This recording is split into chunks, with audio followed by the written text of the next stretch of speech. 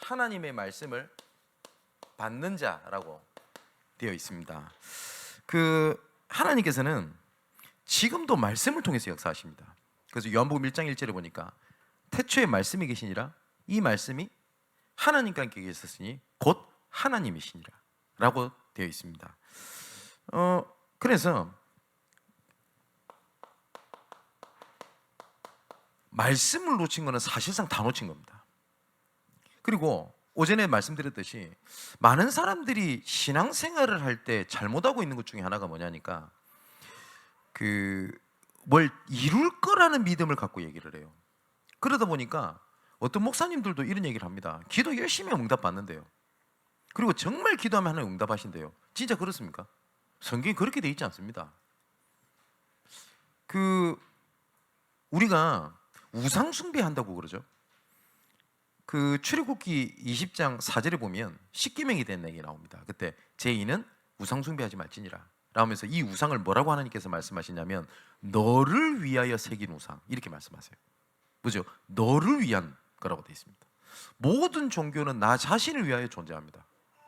그래서 내가 열심히 힘을 했더니 이루어졌다. 내가 원하는 것이 이루어졌다. 그게 종교입니다. 그래서 바울은 로마서 1장에 뭐라고 얘기를 하냐?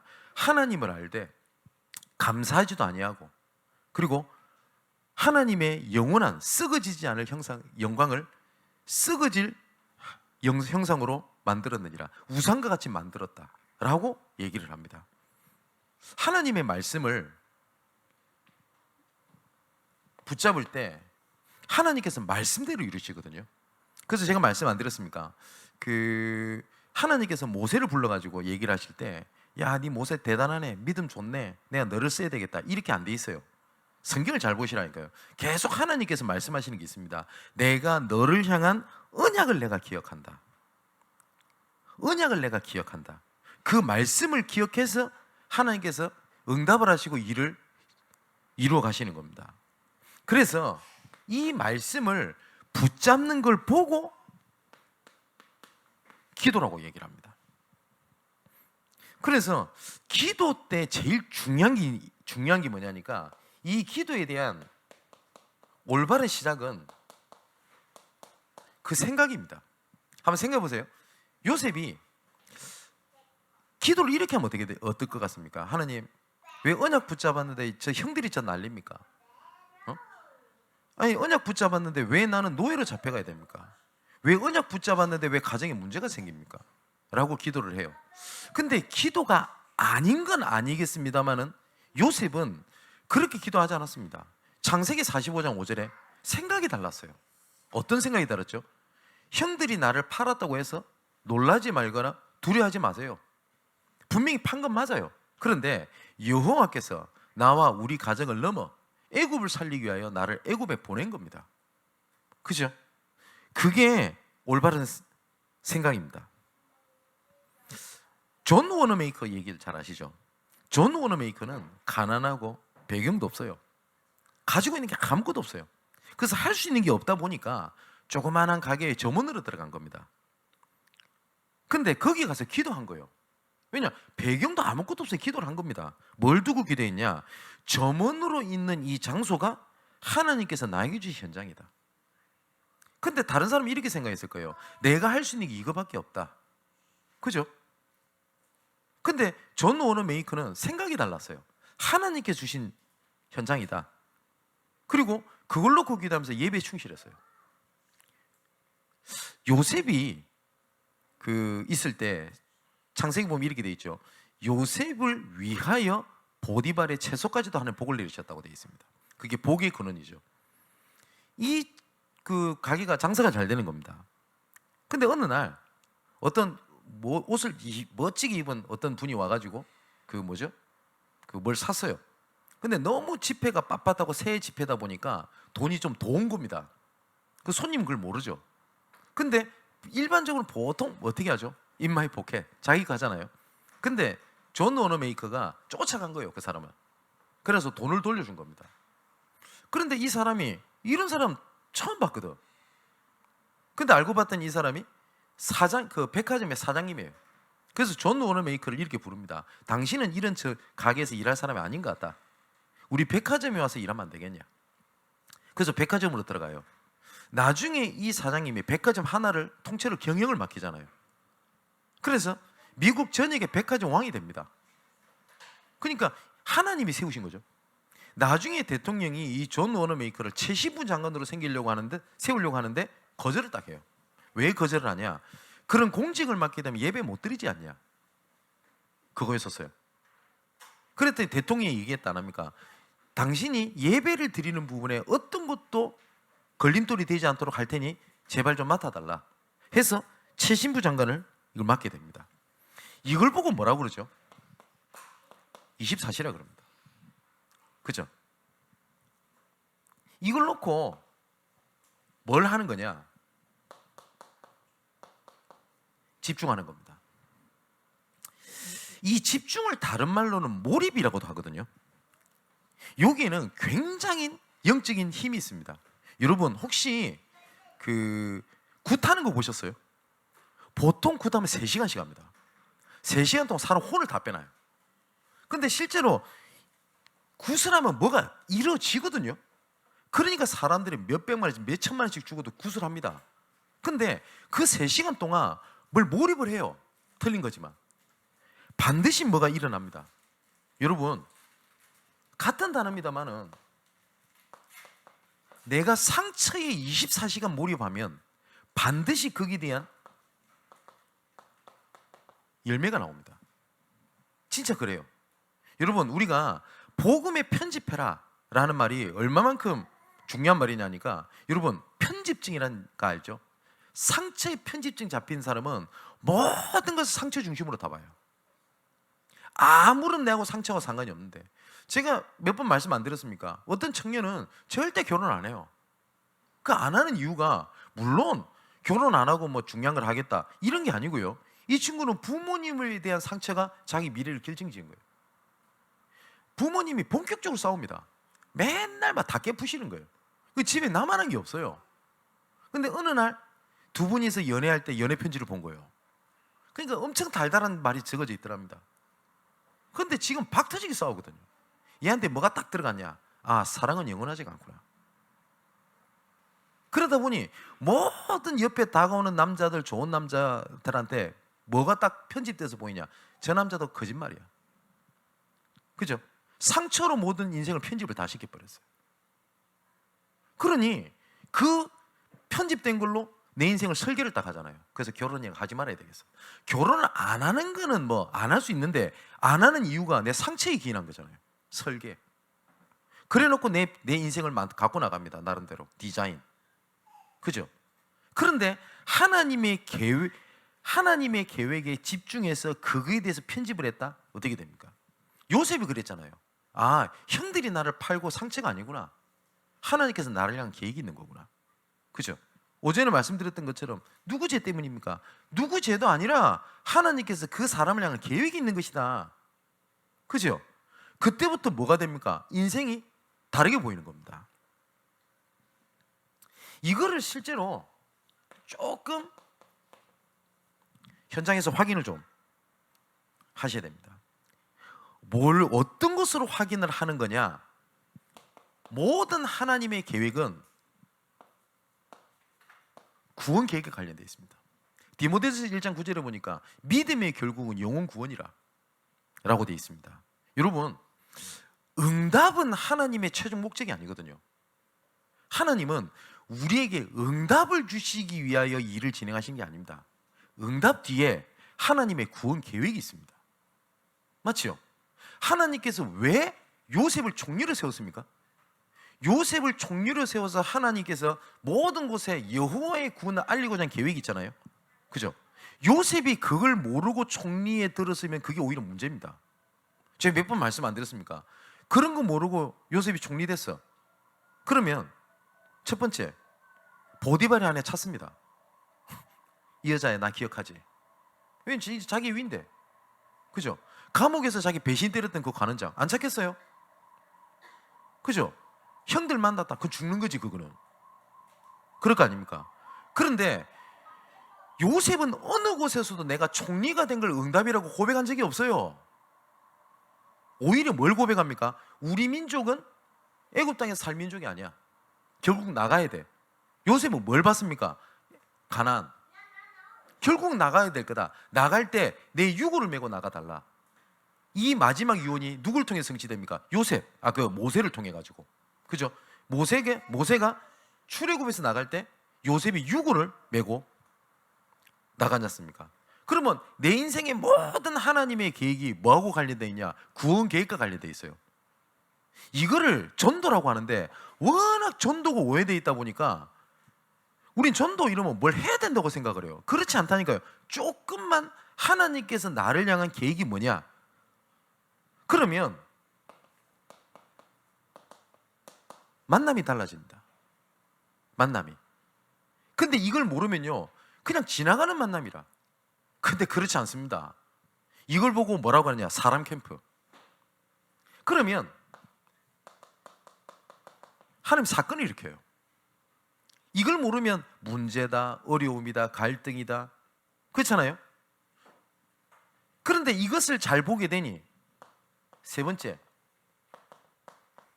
이걸 보고 현장 전도 캠프라고 얘기합니다. 현장이 많습니다. 문제 아닙니다. 오전에 말씀드렸잖아요. 우리 이승재님 갑자기 119 타고 좀 갔어요. 문제 아닙니까? 어떻게 이런 일이? 근데 본인도 그 얘기를 해요. 이 일이 저 사람들한테 하나님의 말씀을 듣게 하시는 하나님의 계획이다. 그래서 이번 주 돌아오는 금요일에 가서 응답을 확인하게 될 겁니다. 얼마든지 있습니다. 그게 진짜 응답이고 영원합니다. 근데 이게 왜 응답이냐? 목사님 그 전도한 거 아닙니까? 예, 맞습니다. 예수님이 말씀하셨습니다. 마태복음 6장 33절에 먼저 그의 나라와 그를 구하라. 그러면 모든 것을 내가 너희에게 더하여 주시리라. 그래서 오늘 중요한 거 첫 번째,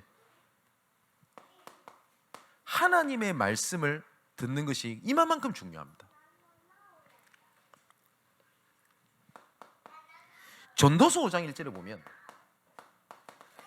제사보다 중요한 게 말씀을 붙잡는 겁니다. 우리는 예배에서 제일 중요한 게 뭐죠? 예배는 여러 가지가 있습니다. 그죠? 찬양도 하고 있습니다. 근데 제일 중요한 게 말씀입니다. 왜 말씀을 듣는 게 중요하냐? 거기에서 하나님의 음성을 들려주십니다. 여러분 성경 구절은 잘 보세요. 누가복음 10장 16절에 보니까 너희의 말을 듣는 자는 곧 내 말을 듣는 것이요 너희를 저버리는 자는 곧 나를 저버리는 자니 라고 되어 있거든요. 그죠? 제자들이 아니라 70인 제자들을 파송시키면서 하신 말씀입니다. 그러면 우리가 보통 어떻게 하냐니까 맞는 말인데 위험한 얘기를 합니다. 뭐라고 얘기하냐? 목사님 말을 왜 듣냐? 하나님의 음성 들어야지. 맞아요, 그 말이. 근데 누구를 통해서 하나님께서 그 말씀을 하시냐? 아모스 3장 7절에 봅니까? 주 여호와께서는 자기의 비밀을 선지자들에게 주시지 않고서는 결코 이를 행하심이 없느니라. 자, 누가복음 16장 31절에도 주의 종을 통해서 주시는 하나님의 말씀을 들으라고 말씀하세요. 그러면서 뭐라고 하냐면 이런 얘기도 못 들으면 죽었다가 살아난 사람이 하는 얘기도 안 들을 거다라고까지 얘기를 합니다. 예수님께서. 그죠? 그러면 이 말을 또 오해 들어가서 제가 하는 말을 다 하나님의 음성으로 듣고 순종하고 다 복종해라 이런 얘기로 들리십니까? 그런 얘기가 아니잖아요. 자, 그러면 하나님께서 지금도 말씀을 통해서 성취될 일을 진행하십니다. 그래서 이사야 22장 20절 22절을 보니까 여호와의 말씀을 잘 박힌 목과 같이 마음에 담게 되면 그 위에 모든 이스라엘 영광을 걸겠다라고 말씀 안 하십니까? 그죠? 우리 새가족분들이라든지 지금 현장에서 예를 들어서 사람 살린 응답을 누린 사람들 포럼을 들어보세요. 내가 이걸 했다 저걸 했다가 아닙니다. 말씀을 붙잡았더니 하나님께서 일을 진행하셨다. 그게 포럼에 대한 내용입니다.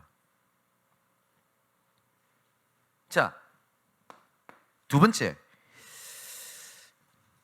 계시록 1장 3절에 보니까 이 말씀을 읽는 자와 듣는 자와 그 가운데 거룩한 것을 지키는 자에게는 복이 있나니 때가 가까움이라 라고 되어 있거든요. 이 말씀이 구원과 영생의 복을 얻는다 라고 말씀을 하시고요. 그리고 이 말씀이 내 믿음을 성장시킵니다. 로마서 10장 17절을 보니까 믿음은 들음에서 나며 들음은 뭐라고 되냐? 말씀이다가 안 돼 있고 그리스도의 말씀으로 말미암느니라 라고 돼 있어요. 분명히 믿음은 들음에서 나고 그 들음은 그리스도의 말씀으로 인합니다 라고 돼 있습니다. 그래서 모든 성경은 예수 그리스도에 대한 얘기가 나옵니다. 그래서 제가 몇 번 말씀드렸죠. 한국에 나온 그 유명한 박사님이 계십니다. 신학 박사 박윤선 박사님이 계세요. 그분의 아들이 박형용 박사님이십니다. 근데 이분이 우리 대한민국의 중요한 교회를 든든히 세웠던 학자 중에 이 사람, 학자 중에 학자입니다. 이분이 했던 말에 무슨 얘기를 하냐? 성경을 어디를 바늘로 찔러도 예수 피가 나오게 돼 있다. 모든 것이 예수 그리스도에 관련된 얘기거든요. 그래서 분명히 예수님 말씀하셨습니다. 그리스도의 말씀으로 말미암느니라. 그리고 말씀을 통해서 성령 충만을 말씀을 하셨고요. 네 번째로 보니까 이사야 55장 1절에서 3절의 말씀 보니까 특히 3절에 너희는 귀를 기울이고 내게로 나와 들으라. 그러면 너희 영혼이 살리라. 너희를 위하여 영원한 언약을 맺게 하겠다라고 분명히 말씀하셨습니다. 하나님께서 말씀을 통해서 너와 내가 언약을 맺겠다라고 되어 있습니다. 그 말은 뭐죠? 하나님과 우리 사이에 약속을 하시겠다는 거예요. 근데 우리는 약속을 어기잖아요. 근데 우리가 하나님을 신실하신 하나님, 미쁘신 하나님 이런 표현하지 않습니까? 하나님은 약속을 반드시 지키십니다. 그래서 우리가 언약의 하나님 이렇게 표현하는 것은 약속을 반드시 이루십니다. 그래서 조금 저렴한 표현으로 얘기를 하면 하나님께서 응답하실 수밖에 없는 하나님의 약점이 있어요. 좀 저렴하게 표현하는 겁니다. 그게 언약입니다. 그래서 아까 말씀드렸듯이 모세가 중요한 순간 때마다 하나님 앞에 기도하는 게 있습니다. 언약을 기억하옵소서. 하나님께서 이스라엘 백성들을 쓸어버리시기로 작정하십니다. 그래서 어떻게 하죠? 뱀을 풀잖아요, 하나님이. 그래서 뱀이 다 잡아먹습니다. 물 떼고, 물 뗀단 말을 경상도만데 알아들으시는지 모르겠는데 어쨌든 물고 그렇단 말이에요. 그런데 그때 모세의 기도 보세요. 하나님 살려주세요가 아니에요. 하나님 우리 이스라엘 백성들을 건너가서 가나안 땅에 가겠다고 하셨던 그 언약을 기억하옵소서. 그랬더니 성경이 뭐라고요? 하나님께서 그 이스라엘 백성들을 멸해버리시겠다고 하는 그 계획을 덮으시고 뭐요? 장대 위에 노뱀을 달게 하십니다. 그리고 말씀하십니다. 노뱀을 바라봐라. 누구든지 산다. 이것을 신약 때 예수님이 직접 하신 말씀이십니다.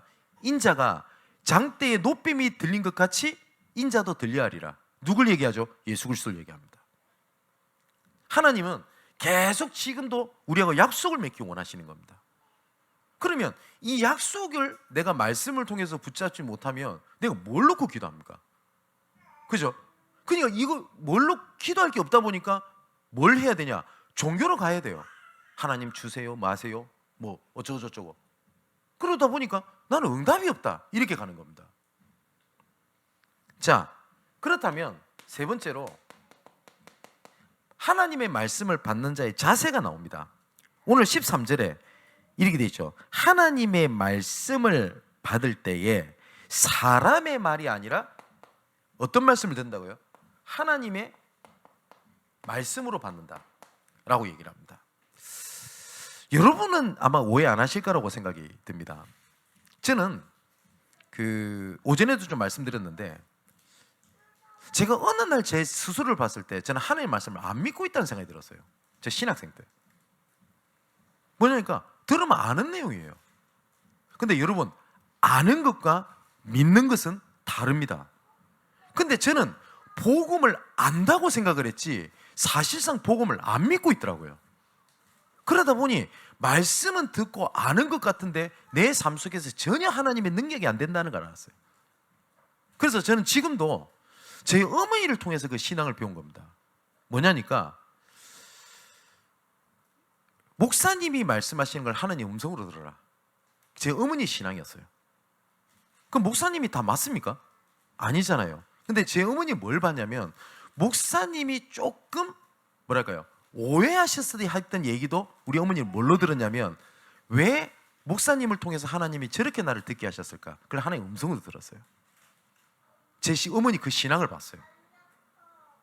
그래서 저는 지금도 한 번씩 그 어떤 얘기를 해주실 때가 있습니다. 그러면 저는 그거를 언약으로 잡습니다. 이걸 모르는 사람은 자꾸 뭘 교주를 만드냐고 하는데 저는 그렇지 않습니다. 그 제가 2006년도인가요? 5년도인가? 그때 제가 처음으로 해외 전도 캠프를 진행하러 갔어요. 그때 제가 그때 저는 어떤 생각이 들었냐니까 지금 그 류 목사님 통해서 주신 말씀이 성경적이다 라고 하는 것을 증거를 내서 돕는 게 저는 그분을 돕는 거라고 생각이 들었습니다. 근데 캠프가 끝나고 난 다음에 거의 그럴 일이 없으신데 호출이 왔어요. 오라고. 그래서 그때 갔습니다. 어느 호텔로 오래요. 그리고 카페가 있을 거 아닙니까? 그래서 커피 한 잔 시켜주시더니 아무 말씀 안 하세요. 불러놓고 아무 말 안 하면 얼마나 긴장됩니까? 그죠? 안 그래도 가까이 하기 무난한 당신인데. 그러고 있는데 뭐라고 말씀하시냐면 나는 너가 그리고 너와 같이 캠프를 하는 사람이 응답이 많아서 이 캠프를 함께 하는 게 아니다. 딱 그런 말씀하시는 거예요. 그때 순간 뭐지? 싶은 거예요. 그러면서 뭐라고 말씀하시냐면 나는 성경적 전도를 변질시키지 않고 전달할 사람을 원한다. 우리가 해야 될 사명이다. 우리 때 세계복음화 할 수도 있고 못 할 수도 있다. 그러면 우리 후대가 해야 된다고 하면 우리는 증거를 내야 되는 게 아니라 이거를 후대들한테 그대로 전달하는 거다. 나는 그런 사람이 필요하다. 저는 거의 한 20년 된 얘기지 않습니까? 저는 지금 제 마음속에 언약으로 있습니다. 그래서 계속 언제 어느 때 이런 말씀하셨고 라고 하는 이유가 그것 때문에 그렇습니다. 절대 그분을 어떤 이유로 하는 것이 아닙니다.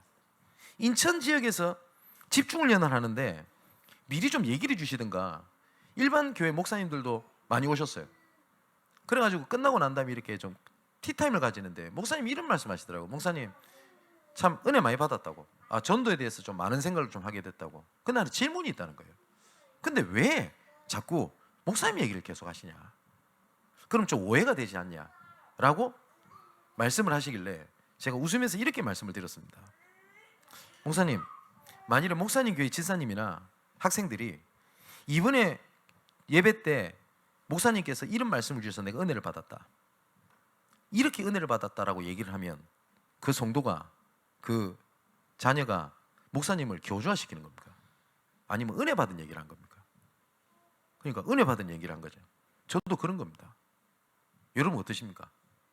여러분 혹시 주일날 얘기하는 지금 말씀에 대한 얘기가 저 안에는 하나님의 말씀도 있고 목사님 말씀도 있다 이렇게 들리십니까? 어떠십니까? 아니면 진짜 데살로니가 전서의 2장 13절에 나오는 말씀처럼 하나님의 말씀으로 듣습니까? 자, 히브리서 3장 15절에는 하나님의 말씀을 받을 때에 강팍한 마음을 버리고 온유하고 겸손한 자세로 받아야 된다 라고 되어 있고요. 다니엘서 10장 10절에는요 다니엘은 하나님의 말씀 앞에 두려워 떨었다고 되어 있어요. 우리가 찬양에도 하나님 말씀 앞에 두려워 떠는 자 찬양이 있잖아요. 여러분 하나님 말씀이 어떻습니까? 또 마태복음 12장 42절에 보니까 예수님의 말씀이죠. 솔로몬 시대의 시바 여왕을 얘기를 합니다. 이 발음 잘 들으셔야 돼요. 욕 비슷하게 들리는데 시바 여왕. 여왕은 솔로몬을 통해서 들은 말씀을 듣기 위해서 땅 끝에서부터 오지 않았냐. 뭐죠? 사모하는 마음을 얘기를 했었어요. 말씀을. 여러분 어떠십니까? 제가 이런 얘기 종종 하잖아요. 만일에 여러분 경제에 엄청난 전문가가 있어요. 이 사람 얘기를 들으면 재테크에 무조건 성공해. 이 사람이 워낙 유명해서 시간이 없어요. 그래서 언제냐? 새벽 3시. 새벽 3시? 3시 하면 너무 일찍이다. 3시 반. 그것도 요 도심지에서 안 하고 저쪽 어디입니까? 어디라고 해야 되나? 저쪽에 산 꼭대기에 조용한 암자에서 조용히 강의를 한다. 근데 이 사람 강의 들으면 무조건 재테크 성공해요. 여러분 안 갈래요? 시간이 늦어서, 거리가 멀어서 안 그럴걸요? 맞죠? 근데 우리가 하나님 말씀을 들을 때는요. 그래서 마지막 결론, 다윗의 고백이죠. 시편 1편 1절에서 5절에 이렇게 고백을 합니다. 복 있는 사람은 악인의 길을 따르지 아니하며 죄인들의 길에 서지 아니하며 오만한 자들의 자리에 앉지 아니하고. 제일 중요한 게 뭡니까? 묵상에서 여기에 나오죠. 자리와 흐름입니다. 제가 이런 얘기를 종종 듣거든요. 목사님, 이게 하나님의 계획인지 아닌지 모르겠습니다. 예, 이거를 점검할 수 있는 좋은 방법이 있습니다. 내가 어떤 흐름 속에서 일어난 일이냐가 점검할 수 있는 중요한 기준이 될 수 있어요. 나는 하나님 앞에 올바른 흐름 속에 있지 않은데 이상하게 돈이 벌리고 좋은 직장에 잘 풀린다. 그 응답 아닙니다. 그죠? 그런데 나는 올바르게 하나님 앞에 언약을 잡고 흐름에 있는데 뭐 문제가 왔다. 그건 하나님의 중요한 계획이 있습니다. 점검할 수 있는 중요한 방법. 그래서 우리 청년들이 종종 질문 안 합니까? 뭐냐? 목사님, 내가 이 남자랑 결혼해야 될까요? 말아야 될까요? 예. 그러면 하나님이 갑자기 귀에 대고 난 다음에 야, 내가 예비된 사람이다 이렇게 말씀하시나요? 아니죠. 내가 어떤 흐름 속에서 만났는지를 찾아라. 그거였어요. 뭐 대상자가 있으니까 대놓고 얘기하면은 우리 이은혜 집사가 처음에 지역에 와가지고 얘기하더라고요. 뭐 지금 결혼했으니까 얘기하는 겁니다. 옆에 있는 우리 강상훈 지사 그때 불신자였거든. 결혼할까요 말까요? 저한테 물어보더라고요. 그래서 제가 그때 그 얘기를 해줬어요. 내가 어떤 흐름 속에서 만난 사람이냐가 중요하다고. 그러면 물론 믿는 사람 만나는 게 좋겠죠. 그러면 믿지 않는 사람에게 하나님 계획이 없단 말입니까? 그게 아니잖아요. 흐름. 고민을 하더니 뭐라냐면 나는 뭐 저 사람이 무조건 좋고 막 그런 속에서 만난 게 아니래요. 언약 흐름이 있대. 그럼 결혼하라고 했어요. 예, 그럼 하는 계획이 있다고. 그래가지고 뭡니까? 저 이쁜 아들 둘 넣고 보고만 해서 잘 있지 않습니까? 그래가지고 감사한 것이 그래서 우리 강미진 사님 만나고 우리 마일즈 만나고 그죠? 그렇게 해서 하나님의 문을 계속 열어가시는. 중요한 건 어떤 흐름과 자리에 있냐. 2절에 이렇게 돼 있죠. 오직 여호와의 율법을 즐거워하며 그의 율법을 주야로 묵상하는 자도다. 그걸 보고 24시라고 한다고요. 3절에 이렇게 됐습니다. 하나님과 하나님과 형통하리로다. 하나님과 소통하는 게 하나님 앞에 형통한 길입니다. 네 번째는 오직 악인은 바람에 나는 겨와 같다. 무슨 말이죠? 환경이 흔들리지 않습니까? 그런데 6절에 무릇 의인의 길은 여호와께서 인정하신다 라고 되어 있습니다. 정말 이번 한 주일 동안 그 하나님의 언약의 흐름, 언약의 여정 안에 있는 것을 절대 헛되지 않겠다 라고 말씀하시는 것 말씀 붙잡고요. 헛되지 아니하고 하나님이 이끌어 가신다는 것을 정말 확인하는 여러분 되시기를 주님의 이름으로 축원을 드립니다. 자, 짧게 우리 청년들에게 데살로니가전서 2장 19절에서 20절의 말씀 보니까 바울이 데살로니가 교회에 이런 얘기를 합니다. 19절에 우리의 소망이나 기쁨이나 자랑의 면류관이 뭐냐? 여러분 이런 얘기 많이 하잖아요. 천국 갔을 때 우리 면류관 쓴다 안 합니까? 그 면류관을 얘기를 합니다. 진짜 나의 면류관이 뭐냐 할 때 그가 강림하실 때에 우리 주 예수 앞에서 너희가 아니냐, 그리고 너희는 우리의 영광이요 기쁨이니라 라고 말씀하셨습니다. 우리 청년, 우리 사랑하는 제자 여러분, 복음 안에서 여러분 있는 여러분들이 저에게는 면류관입니다. 그리고 여러분들이 통해서 복음을 듣는 사람들이 여러분의 영원한 면류관입니다. 그래서 지금 복음의 언약의 여정 속에서 여러분들이 지금 하는 작은 것들이, 복음에서 작은 헌신들이 영원한 면류관이 돼요. 분명히 예수님께서 약속하셨습니다. 마태복음 10장 40절에서 42절에 보니까 결단코 상을 잊지 않겠다 라고 말씀하셨고요. 고린도전서 15장 58절에도 똑같은 말씀하십니다. 헛되지 않게 하겠다. 그 영원한 면류관을 두고 바울이 편지를 보낸 겁니다. 그게 14권 서신서예요. 자, 두 번째. 그리고 우리 청년 시기 때 조금 뭡니까? 선교에 대한 헌신을 한 것이 여러분에게 항상 있는 면류관이 됩니다. 자, 잘 보세요. 그 사도행전 2장 9절에서 11절에 보면 15개국에 있는 산업인들이 나옵니다. 근데 이 사람들이 15개국에 흩어 있는데 오순절날이라고 하는 절기를 지키기 위해서 국경을 넘어서 마가다락방에 모인 겁니다.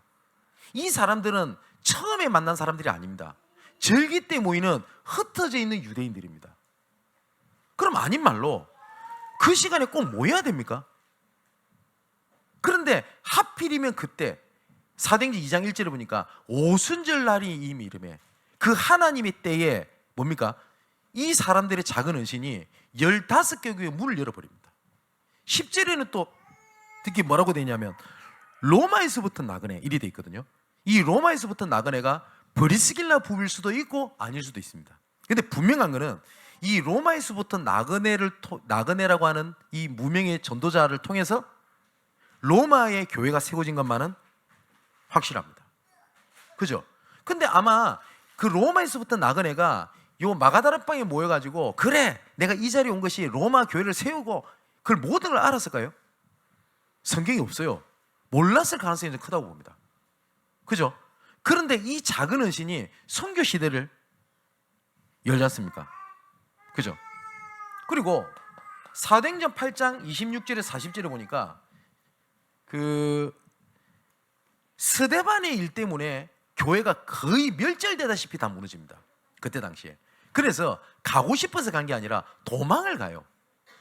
도망을 갔더니 어디까지 도망을 가냐? 사마리아라는 데 지역으로 도망을 갑니다. 근데 우리는 생각할 때 그래 사마리아 지역으로 도망을 갔구나 이렇게 알잖아요. 근데 유대인들에게 사마리아는 그런 개념이 아니라고 말씀을 드렸죠. 원수입니다. 죽어도 저기는 도망가도 가면 안 돼요. 여러분 혹시 도망갈 때 북한으로 가실래요? 도망? 예? 안 가시겠죠? 일본을 갔으면 갔지. 근데 얼마나 급했으면 그 원수 같은 사마리아까지 갔겠습니까? 그죠? 근데 빌립은 그때를 하나님의 계획으로 봐요. 그게 그때 지나간 중요한 사람이 지나갑니다. 누구죠? 이디오페네시. 그래서 하나님께서 뭐요? 남들이 봤을 때는 어려운 핍박인데 하나님은 선교의 문을 하나님이 열어버리는 겁니다. 사도행전 11장 19절에 보니까 스데반의 일로 인하여 흩어진 자들이 라고 되어 있죠. 우리 사랑하는 우리 청년 여러분, 여러분들이 하는 작은 헌신이 선교 시대를 엽니다. 확실합니다. 지금 6월 달에 놓고 좀 기도하시고 우리 청년들도 기회가 되면 같이 가면 좋겠다라는 생각이 드는 것이 우리 작년에 우리 선교 캠프 안 갔습니까? 그런데 제가 또 몇 가지 연락을 받았는데 그때 우리 장로님들 그 다음에 우리 랩런트들 가서 했던 그 작은 헌신이요 그 교회가 든든하게 세워지는 것을 제가 또 사진으로 또 받았어요. 그래서 여기를 다시 가면 좋겠다. 그 작은 헌신이 어떻게 하나님께서 응답의 문을 열어가시는지. 그죠? 이멜다 선교사님의 아들이 한 친구는 그 대학을 다니고 한 친구는 신학교를 다녀요. 근데 선교사님이 경제적으로 어렵지 않습니까? 근데 우리에게 중직자 한 분이 우리 선교사님의 자녀의 중요한 학비에 대한 중요한 발판이 돼서 도왔어요. 근데 이 친구가 중요한 산업인으로 좀 점점 쓰고 있습니다. 신학생 어떡합니까? 네. 그래서 신학생이라는 얘기를 듣고 안 그래도 자녀가 둘이니까 뭐 옆에 뭐 어떤 뭐 경제 이런 쪽에 뭐 산업인 갈 친구는 우리 장로님이 하시면 되고 우리 중직자가 하시면 되고 신학생은 내가 도와야 될 거 아닙니까? 그죠? 그래서 이게 처음 얘기하는 건데 우리 집에도 몰라요. 그래가지고 좀 어떻게 해가지고 이 친구 신학을 좀 도와줬어요. 근데 이 친구가 조금 전도 캠프의 은혜를 받고 응답의 문을 찾아서 간다는 얘기를 제가 들었어요. 감사할 일이죠. 그죠? 보세요. 항상 있는 면류관. 그래서 저는 지금 6월 첫째 주나 둘째 주에 지금 스케줄 잡아서 기도하고 있는데, 기도하시고 좀 갔으면 좋겠어요, 우리 랩런트들도. 네. 세 번째입니다. 우리 청년들이 결국은 여러분들의 헌신이 천국에 갔을 때의 자랑의 면류관이다, 이렇게 되어 있습니다. 그 본문이 오늘 본문에 사도행전 2장 19절에서 20절에 나오죠. 또 뭐라고 되어 있습니까? 여기 보니까 소망과 영광의 면류관이다, 이렇게 말씀하셨고요. 또 여러분들의 헌신이 후대 살리는 응답이 될 겁니다. 제가 몇 번 말씀드리죠. 우리 청년들은 어쩌면 제일 중요한 시기라고 볼 수 있어요. 왜 그러냐니까, 렘넌트 시대와 중직자 시대를 열 중간 다리 역할을 하는 거예요. 그죠? 그러다 보니까 여러분 좀 애매한 포지션이에요. 뭘 좀 안 하면 청년인데 다 커가지고 왜 그거 안 하냐, 개사치. 또 뭐 하려고 그러면 왜 네가 하려고 그러냐고 하고 그러지. 뭐 어쩌라는 거예요, 그거. 그거 애매하거든요. 근데 이거를 반대로 얘기를 하면 여러분 때 후대의 발판이 될 수 있어요. 그리고 지금 교회에서 지금 하그 캠프라든지 지금 헌신하고 이렇게 하는 것들을 보면 참 감사하다는 생각이 들거든요. 청년, 그죠? 그리고 여러분들 때에 올바르게 중직자 시대를 준비해야 돼요. 그래서 청년 시기 때 굉장히 중요합니다. 우리 청년들은 저는 청년들 보고 청년 때는 일을 많이 하는 시기다, 저는 그렇게 생각하지 않습니다. 단 한 번도 우리 청년들을 일을 많이 하는 시기라고 저는 얘기해 본 적도 없어요. 여러분 때는 하나님의 말씀을 진짜 받아야 될 시기입니다. 정말 말씀으로 여러분들의 삶이 편집되고 설계되고 디자인되는 응답이 여러분들에게 있게 되기를 바랍니다. 그리고 선교대를 앞두고 있는데, 선교 시대를 열고 올바르게 선교사님과 그 교회와 후대들을 돕는 여러분의 헌신과 기도와 배경이 되게 되기를 주님의 이름으로 축원을 드립니다. 기도합시다. 아버지 하나님, 하나님 말씀 앞에 순전해지기 원합니다. 하나님의 말씀 앞에 두려워 떨기 원합니다. 하나님의 말씀 앞에 내 모든 것을 드리기 원합니다. 이 말씀을 받을 때에 주께서 앞서 일을 행하시고 문을 여시며 성취시키시는 그 일의 성경적 응답의 증인으로 서게 하여 주옵소서. 특히 우리 렘넌트들을 현장에 중요한 전도자로, 지도자로 파송하실 때에 많은 사람이 물을 때에 어떻게 하여 그런 응답을 받았냐고 질문 앞에 주께서 하셨다, 말씀이 이루셨다 라고 오직 하나님께 영광 돌리는 우리 후대들 되게 하옵소서. 살아계신 예수 그리스도 이름으로 기도하옵나이다. 아멘.